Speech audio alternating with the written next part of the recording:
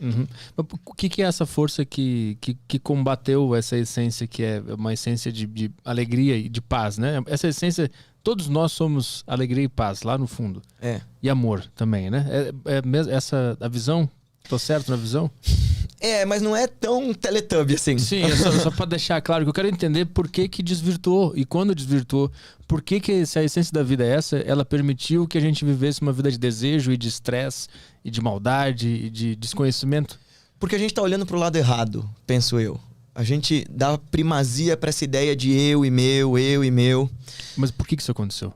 Bom, lá na origem, algumas das tradições, e uma delas que eu gosto muito, vai dizer que isso é devido a um negócio chamado Maya. É delusão mesmo. No fim das contas, é o ponto de vista que está errado. Por exemplo, se eu entrar numa sala e todos nós estivermos de olhos vendados, eu, você, e aí alguém fala pra gente, apalpa esse negócio aqui. E aí eu digo, e a pessoa me pergunta, o que tem aqui?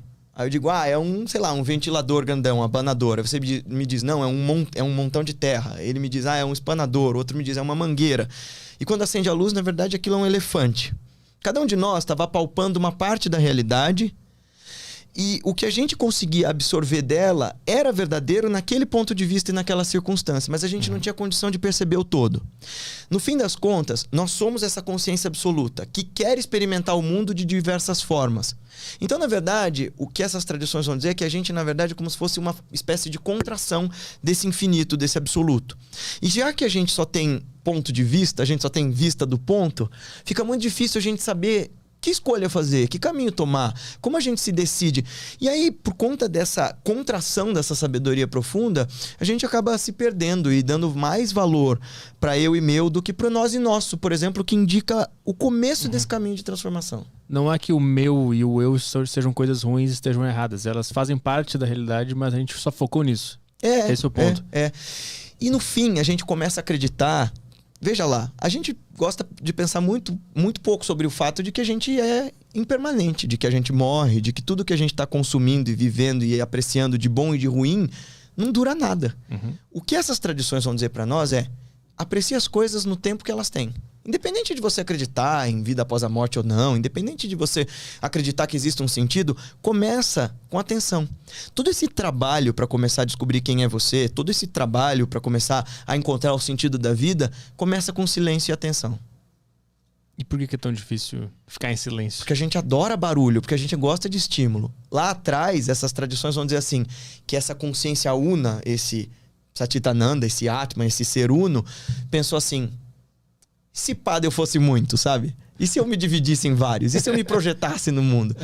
É claro que é uma metáfora, não sei quão literalmente a galera vai entender isso, assim, mas e se essa massa de consciência absoluta quisesse experimentar o mundo? Porque, concorda comigo, Arthur, que apesar de cada um de nós passar um monte de estresse, viver um monte de bosta, ter gente que sofre pra burro no mundo, e nós nem estamos falando de mim ou de você, a vida, no fim das contas, vale a pena. Cada encontro, desencontro, cada vez que a gente se apaixona, cada vez que a gente... e que quando a gente olha para trás, para essa amálgama de experiências todas, das experiências mais simples, de comer uma comida gostosa, de ver uma paisagem bonita, pra gente perceber o valor dessa experiência é muito rico. Então, o que essas tradições vão dizer, de um jeito muito belo, é que o divino está olhando a si mesmo através de milhões e milhões de olhos, a partir da experiência de cada uma de nós. O divino está se olhando. Nos usando como ferramenta.